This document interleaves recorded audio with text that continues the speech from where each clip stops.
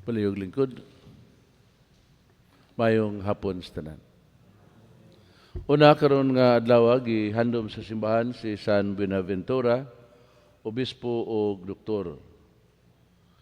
Natawo sa Banuria, Italia sa tuig 1221. Nagtuon sa filosofiya ug teolohiya didto sa Paris ug naangkon niya ang titulo nga maestro uban sa iyang higala nga si Santo Tomas de Aquino. Napili siyang ministro general sa mga Fransiskano, usa ka posisyon nga iyang gibansay nga manggialamon o makinadmanon. Gihimo siyang kardinal obispo sa Albano ni Papa Gregorio X. Gitawag siya nga Dr. Serafico tungod sa iyang daghang mga sinulat nga nagpahayag sa pagtuon sa teolohiya o filosofiya. Namatay siya panahon sa ikaduhang konsilyo sa Lyon, Francia, sa tuig 1274, Hulyo 15. Makiigsunan, diha sa ato nga ebanghelyo karon, makayon kita nga sukuhi ang maong pamahayag tungod kay si Jesus usaman ka peace advocate. Ang iyang posisyon karon na nagpadayag sa active non-violence. Apan dinhi karon sa ebanghelyo kinunag kanayon, ayaw ka mo pagunahuna, nga may ani ako ron pagdalag kalinaw sa kalibutan, dili kalinaw ang gidala ko, kundi espada. Dili nato tanawon nga kining mga pamahayag litra por litra, kundi usa ka hyperbole. O nga buot sa atong Ginoong Kristo nga i-emphasize unsa gayud ang iyahang tumong ug tuyo aron nga sa ato nga pagpili, sa ato nga pagtahan sa kaugalingon, sa atong pagbulag sa unsay iya sa kalibutan, kini mahimong mas makahuluganon. Aron nga himong bugos ang pagtahan ngadto kaniya.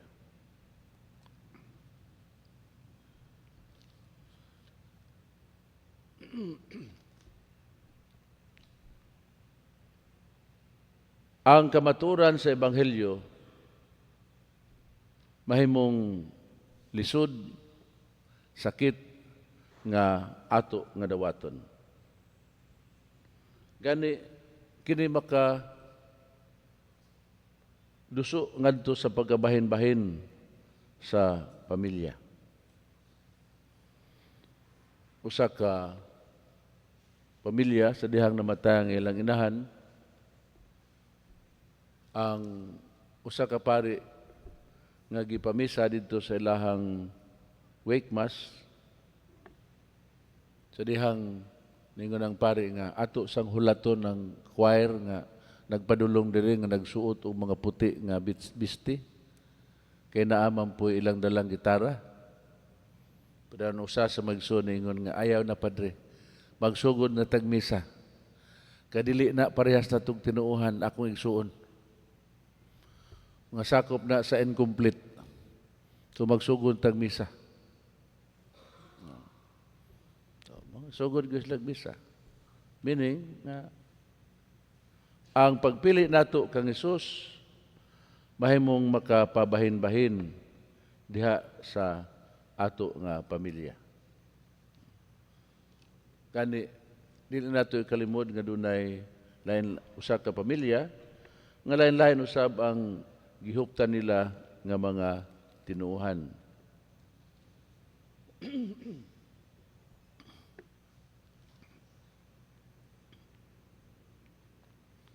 Ang atong Ginoong Kristo wa magsapayan kung unsa ang ikasulti o unsa ang hunahuna sa mga tao. Alang kaniya, ang importante mao nga ang mga kamatuoran sa Ebanghelyo mapadayag ngadto sa katawhan. Tinuod ang kamaturan sakit, apan ang kamaturan maghimo kanato nga gawasnon. Truth hurts, but truth will set us free. Mga karon gipahinumduman kita nga kaning pamahayag ni Jesus is not disregarding the honoring of parents. Gani gingon man sa balang kasulatan, kung imong tahoron ang imong amahan o inahan, doon na kay premyo. Mahimong mataas ang imong kinabuhi o mapasaylo ang imong mga sala. Ipadayag sa atong Jesucristo kining maong pasidaan ngadto sa mga tununan tungod kay ang pagpili kang Hesus sa bugos ug tinud-anay nga pagpili kaniya mahimong kahigayunan og instrumento sa pagkabahin-bahin sa pamilya. Jesus can be an instrument of division of the family as well as a sign of contradiction. And parents should encourage, dasigon sa mga ginikanan ang iyang mga anak nga mosulod sa kinabuhi sa pagapari o pagkarelyoso ug nga dili sila mahimong bamag sa ilang mga anak kung ang mga anak dunay tinguha og desisyon sa pagsulod sa kinabuhi nga relyoso. Ang pagampo alang sa kalinaw gitinguha usab ni Jesus pansayod kita nga dili sayon ang pagkabot sa kalinaw. The peace of Christ is not easy. Busa nga magampo kita ngadto sa Dios nga sama ni Francisco sa Assisi sa iyang awit, himon kitang instrumento alang sa kalinaw. Sa atong pagpadayon sa ato nga pagmalandong, hinumduman nato nga ang atong pagpili kang Hesus walay in between. Walay gaps nor portions that sets us apart. Ang pagpili nato niya, it's either yes or no. Aron nga sa maong pagpili, mahimong bugos ang atong pagtahan sa kaugalingon. Ug sa ingon ining pagiha, makabot nato ang tinuod nga kalinaw. If our choice is guided by the love and mercy of God, if our choice is enlightened by the gift of the Holy Spirit, we will be able to have peace.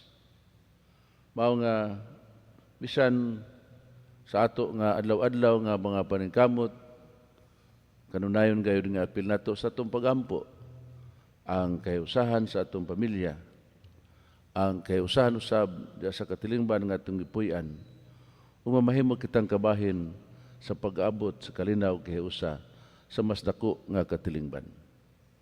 Sugdan nato ang atong mga tinguha sa kalinaw diha sa ato mismong kaugalingon. Sa ngalan samahan sa Anak sa Espiritu Santo. Amen. Palihog tindog.